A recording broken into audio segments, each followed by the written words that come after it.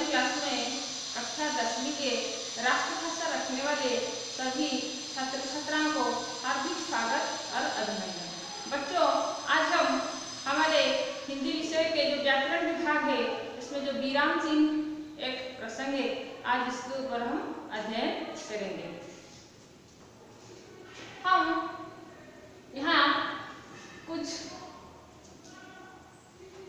वाक्य और उपवाक्य, वाक्य खंडों अथवा शब्दों के बीच रुकने का नाम विराम है। पहला आता है ये विराम चिन्ह किसे कहते हैं या विराम किसे कहते हैं। तो वाक्यों और उपवाक्यों, वाक्य खंडों अथवा शब्दों के बीच रुकने का नाम विराम है। लिखित सामग्री पढ़ते समय लेखक के अभिप्राय को ठीक ठीक समझने के लिए हम जहाँ रुकते हैं वहाँ विराम चिन्ह लगाते हैं। विराम चिन्ह निम्न प्रकार के होते हैं। तो हम जब लिखते हैं या पढ़ते हैं या लेखक का कुछ अभिप्राय समझना हो तो कहीं कहीं हम रुकते हैं। तो उस रुकते समय कहीं ना कहीं कुछ विराम चिन्ह लगाते हैं। तो आज विराम चिन्ह कितने प्रकार के हैं, आज उसके ऊपर हम जानेंगे। पहला आता है एक अल्प विराम। उसका चिन्ह क्या होता है? ये अर्ध विराम, ये इसका चिन्ह है। पूर्ण विराम वाक्य के अंत में लगता है। प्रश्न सूचक चिन्ह, विस्मयादिबोधक चिन्ह, विवरण चिन्ह, निर्देशक चिन्ह। आठवां आता है योजक चिन्ह, उद्धरण अवतरण चिन्ह। दो प्रकार का होता है अवतरण चिन्ह, लाघव और संख्यक चिन्ह। और 11वां आता है कोष्टक चिन्ह। अल्प विराम, अल्प विराम चिन्ह जो पहला वाला विराम चिन्ह है। पढ़ते समय जिस स्थान पर थोड़ा ठहरना हो वहां अल्प विराम लगाया जाता है। जैसे निम्नलिखित स्थितियों में अल्प विराम प्रयुक्त होता है। कहाँ कहाँ? जैसे जब एक ही प्रकार के बहुत से पद या शब्द या वाक्यांश एक साथ आ जाए तो प्रत्येक के बीच में, जैसे काम, क्रोध, लोभ, ये एक एक शब्द है। काम, क्रोध, लोभ, मोह, मद और माश्चर्य को षड्रिपु कहते हैं। तो काम, क्रोध, इसके पास हम अल्प विराम का चिन्ह लगाया है। तो इससे क्या होता है? वाक्य में ये जो ठहराव है इसको हम दर्शाते हैं। जिसका शरीर स्वस्थ हो, हृदय पवित्र हो, बुद्धि निर्मल हो, वाणी में माधुर्य हो, वही सतबुद्ध देवता है। तो ये सब खंड वाक्य में, इसके बीच में हम एक अल्प विराम का चिन्ह दिया। तो इस तरह से वाक्य यानी खंड वाक्यों के बीच भी अल्प विराम चिन्ह लगता है।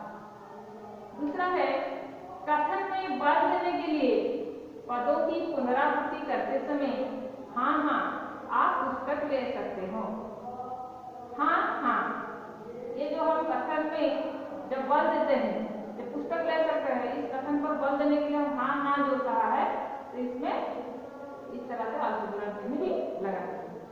तीसरा आता है संबोधन, बस, सचमुच, वस्तुतः, अतः, हाँ, नहीं, अच्छा आदि शब्दों के बाद भी हम अल्प विराम लगाते हैं। कैसे ना? उसका उदाहरण है अरे मोहन, ये संबोधन है, अरे मोहन, इसमें अल्प विराम, इधर आ जा। वस्तुतः, यहाँ भी अल्प विराम का चिन्ह लगा। वस्तुतः बहुत धोखेबाज है। उसी तरह से हाँ हाँ मैंने यह कहा था, हाँ इस पर हम बल दिया है।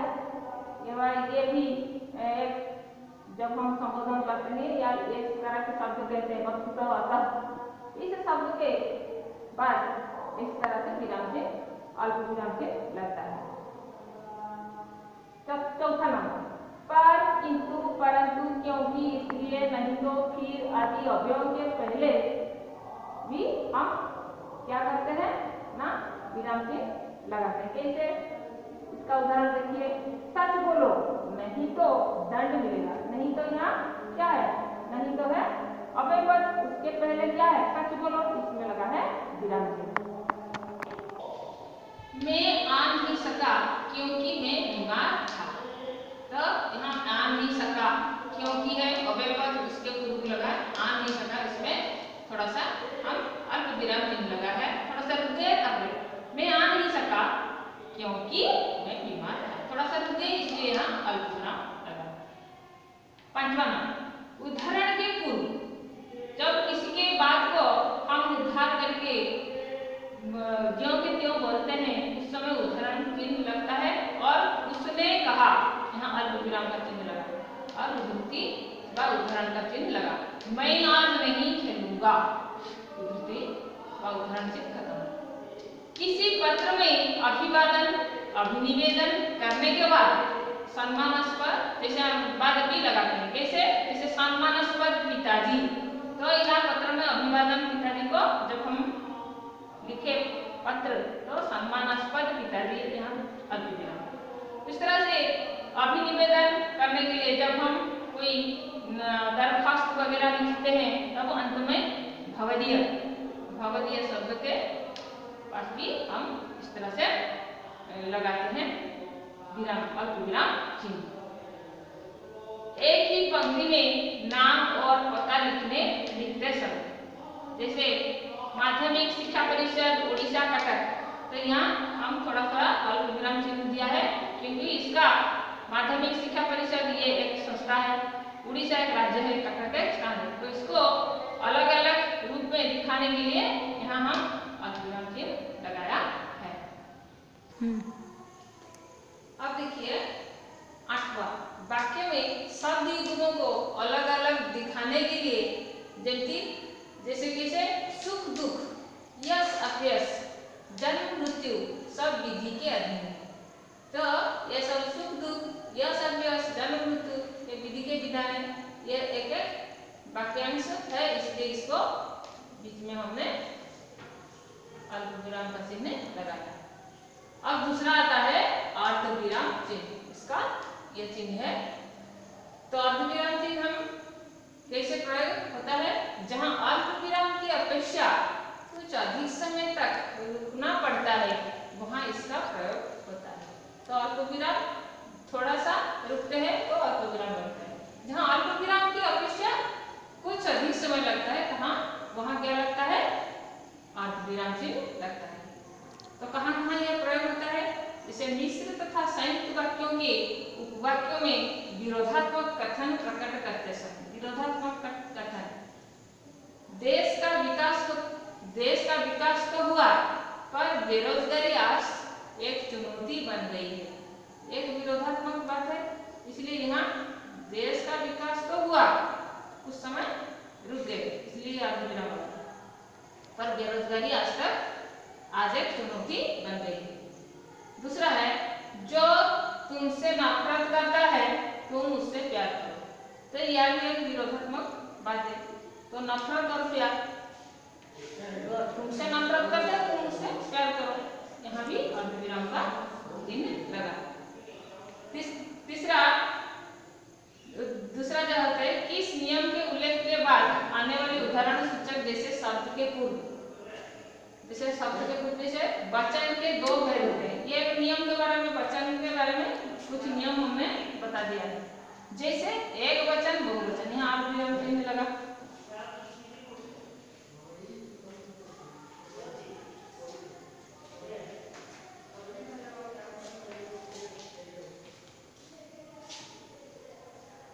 एकाधिक उपाधियों का उल्लेख जब हम करते हैं उस समय, जैसे एमए, यहाँ पीएचडी चित्रकला डिप्लोमा, यहाँ एमए पीएचडी, यहाँ भी अर्ध विराम का, एकाधिक उपाधियों का उल्लेख जब हम करते हैं तब यहाँ भी अर्ध विराम का चिन्ह लगता है। तब चौथा आता है, एक मुख्य विषय से संबंधित उपवाक्यों के मध्य में, जैसे एक मुख्य विषय क्या है, जैसे वो पगली कभी हंसती थी कभी आसमान की ओर देखती थी, हंसती थी एक विषय, मुख्य विषय के संबंधित एक उपवाक्य भी कहते हैं। यह पहली वाक्य है, उसको आधार करके दूसरा वाक्य है उपवाक्य, तो यहाँ अर्ध विराम का चिन्ह लगा है। तो कहाँ कहाँ लगा है आप उसको याद रखिए। तब हम अर्ध विराम गए। अब तीसरा नंबर आता है पूर्ण विराम। पूर्ण विराम चिन्ह किसे कहते हैं, जहाँ किसी बात को कहने का आशय या अभिप्राय पूरा न हो गया हो वहाँ पूर्ण विराम लगाया जाता है। तो अभिप्राय पूरा हो गया हो। तो जहाँ वाक्य पूरा हो जाता है वहाँ पूर्ण विराम लगाया जाता है। और कहाँ लगाते हैं? प्रश्नवाचक तथा विषयबोधक वाक्यों के अतिरिक्त अन्य वाक्यों की समाप्ति पर पूर्ण विराम लगता है। तो किन स्थितियों में ये प्रयोग होता है अब हम देखेंगे।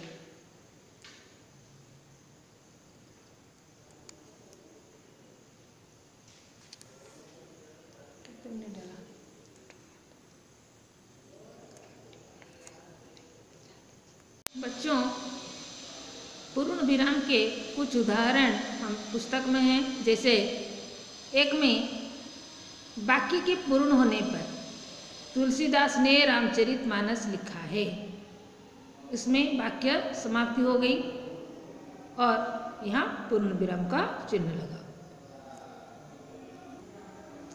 दूसरा, किसी व्यक्ति, वस्तु, घटना, क्रिया, व्यापार का सजीव वर्णन करते समय वाक्यांश के अंत में, जैसे सुसज्जित मंच, मंच पर 2 कुर्सियाँ, कुर्सियों के सामने मेज पर गुलदस्ते, एक व्यक्ति या किसी वस्तु या घटना, क्रिया, व्यापार का सजीव वर्णन हम करते हैं, जैसे हम लाइव दिखा रहे हैं। तो एक वाक्य करें, सुसज्जित मंच, मंच पर 2 कुर्सियाँ, कुर्सियों के सामने मेज पर गुलदस्ते। तो ये एक जैसे हम लाइव चित्र प्रदान कर रहे हैं, ऐसे वाक्य में हम वाक्यांश में, या सुसज्जित मंच ये एक वाक्य हो गया, मंच पर 2 कुर्सियाँ एक वाक्य हो गया। तो इसमें अंत में हम एक पूर्ण विराम का चिन्ह लगाया है। उसके बाद आता तीसरा, दोहे आदि कविता के पहले चरण में पूर्ण विराम की 1 पाई और दूसरे चरण को समाप्ति पर 2 पाई लगती है। जैसे मंगल भवन अमंगलहारी, द्रवौ स्वदशरथ अजिरि विहारी। तो पहला जो चरण है मंगल भवन अमंगलहारी, यहाँ एक विराम चिन्ह लगा है, और दूसरा जो चरण है, दूसरे चरण के समाप्ति पर 2 पाई लगा है। तो आप जब हमारे पुस्तक में जो है कबीरदास की दोहे और दूसरे जो रहीम जी के दोहे, इसमें देखोगे आप इस तरह से है, पहला वाला पंक्ति में 1 और दूसरे वाले में 2, इस तरह से विराम पूर्ण विराम चिन्ह लगा है। चौथा आता है प्रश्न सूचक चिन्ह। प्रश्न सूचक चिन्ह का ये बहुत आसान है। प्रश्न पूछने के लिए प्रश्नवाचक वाक्य के अंत में, क्या तुम बीमार हो, तुम्हारा भाई कौन है, तुम कौन हो। तो इस स्थान पर जहाँ क्वेश्चन हम करते हैं, जहाँ प्रश्न पूछते हैं, तुम कौन हो, तुम्हारा नाम क्या है, तो इस तरह से जहाँ प्रश्न आता है वहाँ प्रश्न चिन्ह लगता है। 5वां चिन्ह होता है विस्मयादिबोधक चिन्ह। इसका चिन्ह आपको मालूम है किस तरह से लिखा है। यह चिन्ह विचित्र प्रकार के भावों, जैसे हर्ष, शोक, घृणा, विस्मय, भय, कामना को व्यक्त करने के लिए लगाया जाता है। जैसे जब हम खुशी होते हैं किसे बोलते हैं, वाह तुमने अच्छा किया, वाह, इसमें लगा है विस्मय सूचक चिन्ह। तो विस्मय सूचक चिन्ह कहाँ लगता है? जब हम हर्ष प्रकट करते हैं, आनंद प्रकट करते हैं, शोक प्रकट करते हैं, घृणा प्रकट करते हैं, विस्मय, भय, कामना आदि प्रकट करते हैं या व्यक्त करते हैं, तभी यह चिन्ह लगता है। जैसे राम राम, मेरे सामने उसका नाम ना लो, राम राम, यहाँ भी विस्मयबोधक चिन्ह लगा है। हाय विधाता, ये क्या हो गया, हाय विधाता, इसमें भी लगा है विस्मयबोधक चिन्ह। हे ईश्वर, उन्हें सद्बुद्धि दे। तो इस प्रकार के हम जब हमारे हर्ष, शोक, घृणा, विस्मय, भय, कामना जब प्रकट करते हैं, जो जो शब्द कहते हैं या जो भी वाक्यांश कहते हैं, उसमें इस तरह की विस्मयादिबोधक चिन्ह लगता है। छठा आता है विवरण चिन्ह। विवरण चिन्ह कैसा दिया है? तो जब एक सामान्य बात कहकर उसके बाद उसका विवरण क्रम से दिया जाता है, तब यह चिन्ह लगाया जाता है। जैसे लिंग के दो भेद हैं, पुल्लिंग और स्त्रीलिंग। तो विवरणी जब हम देते हैं, किसी के विवरण देते हैं, लिंग के दो भेद हैं। कौन सा विवरण है? लिंग के बारे में हम विवरण दिया है, क्या क्या है ना, पुल्लिंग और स्त्रीलिंग। तो बीच में भेद है, इसमें विवरण चिन्ह लगा है। तो इस क्षेत्र में ये विवरण चिन्ह लगता है। सातवां आता है निर्देशक चिन्ह। निर्देशक चिन्ह कहाँ प्रयोग होता है? जैसे वाक्य में किसी पद का अर्थ अधिक स्पष्ट करने के लिए निर्देशक चिन्ह का प्रयोग होता है। एक, जैसे किसी कथन की व्याख्या के लिए, जैसे किसी कथन की व्याख्या जैसे करते हैं, मनुष्य कम से कम दो चीज़ें चाहता है, सुख और शांति। तो ये एक व्याख्या है मनुष्य के बारे में। मनुष्य कम से कम दो चीज़ चाहता है, सुख और शांति। तो यहाँ चाहता है, यहाँ एक विवरण चिन्ह लगा है। क्या चाहता है ना? सुख और शांति। वार्तालाप में किसी के कथन को उद्धृत करने के पूर्व, जिसे शिक्षक कहते हैं, शिक्षक और छात्र वार्तालाप करते हैं। शिक्षक कह रहे हैं, शिक्षक क्या कहे, उसमें उद्धरण चिन्ह लगा। पृथ्वी सूर्य के चारों ओर क्यों घूमती है? तो यहाँ शिक्षक का बात को हम उद्धृत करके लिखा है, उद्धरण चिन्ह। तीसरे, शब्द विशेष पर बल और जोर देने के लिए। ये नेता अपने उत्तरदायित्व के प्रति उदासीन नेता देश को अंधकार में ढकेल देंगे। तो किसके बारे में हम कह रहे हैं ना? ये नेता के बारे में कह रहे हैं, जो आज के जो नेता हैं उनके बारे में कह रहा है। इसलिए बल देने के कारण यह नेता के पास हमने उधर निर्देशक चिन्ह लगाया है। किसको निर्देश कर रहे हैं ना? नेता को निर्देश कर रहे हैं। अपने उत्तरदायित्व के प्रति उदासीन नेता देश का अंधकार में ढकेल देंगे। तो चौथा अध्याय, किसी अवतरण के बाद लेखक के नाम के पहले। स्वतंत्रता हमारा जन्म सिद्ध अधिकार है। ये जो अवतरण है किसके बारे में कहा गया ना? लोकमान्य बाल गंगाधर तिलक। तो यहाँ हमने उद्धरण चिन्ह लगाया है, निर्देशक चिन्ह और उद्धृत चिन्ह व उद्धरण चिन्ह और निर्देशक चिन्ह भी लगाया है। ये जो छोटा सा लकीर दिया है। आठवां आता है योजक चिन्ह।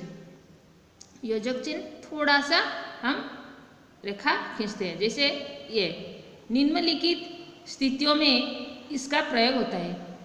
कहाँ कहाँ? जैसे द्वंद्व समास में, जैसे फल फूल, तन मन धन, जीवन मरण। तो इस थोड़ी जो गैप रह गया है, थोड़ी जो खाली रह गया, उस समय उसको थोड़ा सा स्वतंत्र देने के लिए हम ये योजक चिन्ह लगाते हैं द्वंद्व समास में। एकार्थक शब्दों के बीच, जैसे समझ बूझ, भोग विलास, खाना पीना, तो एक अर्थ को समझाने वाले शब्द में भी हम योजक चिन्ह लगाते हैं। तीसरा, का की के बदले दो शब्द के बीच, जैसे रामलीला, कहानी संग्रह, भाषा कौशल।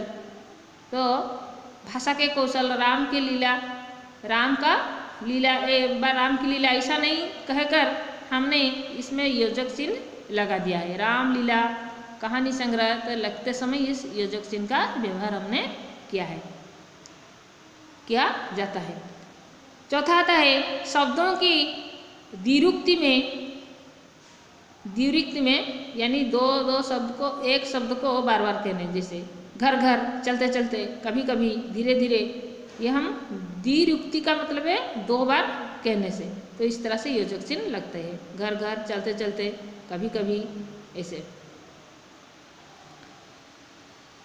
भी में 5 में आता है पुनरुक्त शब्द के मध्य आए का, न ही, से आदि के पहले एवं बाद में ज्यों का त्यों, कोई न कोई, मन ही मन, कम से कम।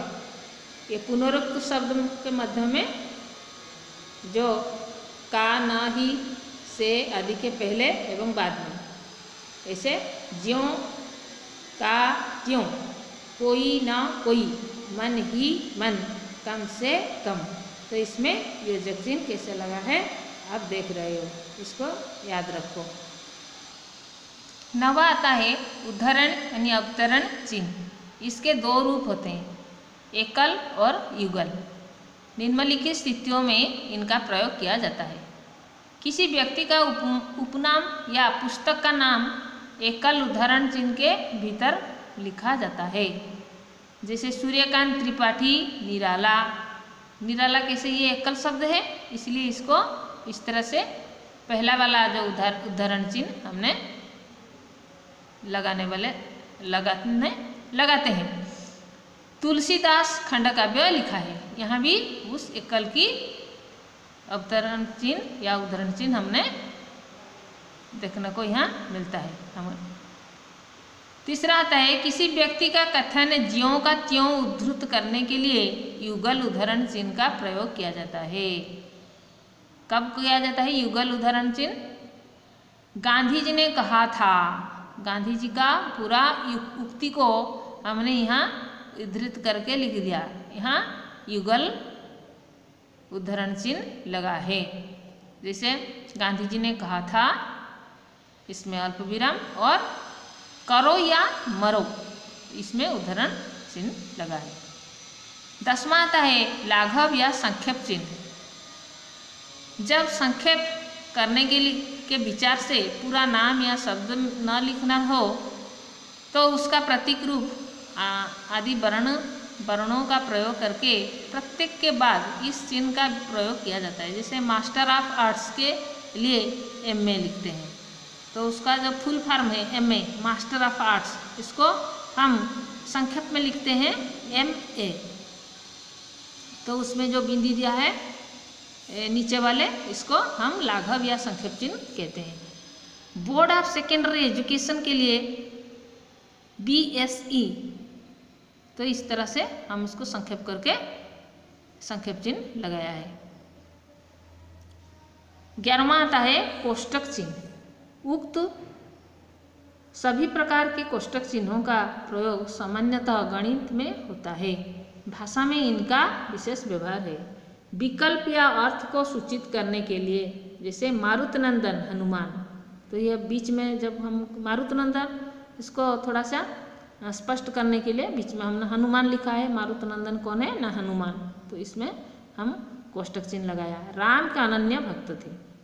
राम ने लंकाधिपति, ये लंकाधिपति रावण को बाण से मारा, तो इसका उक्त सभी प्रकार के कोष्टक चिन्हों का प्रयोग इस तरह से होता है, विकल्प या अर्थ का सूचित करने के लिए। तो ये लंकाधिपति, उसका अर्थ कौन है, क्या है ना, इसका अर्थ है रावण। ये मारुतनंदन, ये कौन है, हनुमान, तो इसके लिए विकल्प को का अर्थ सूचित करने के लिए यहाँ बीच में कोष्टक चिन्ह लगाया है। क्रम सूचक अंकों या अक्षरों के दोनों ओर, जैसे 1, 2, क, ख, इसमें भी हम विकल्प चिन्ह यानी कोष्टक चिन्ह लगाते हैं।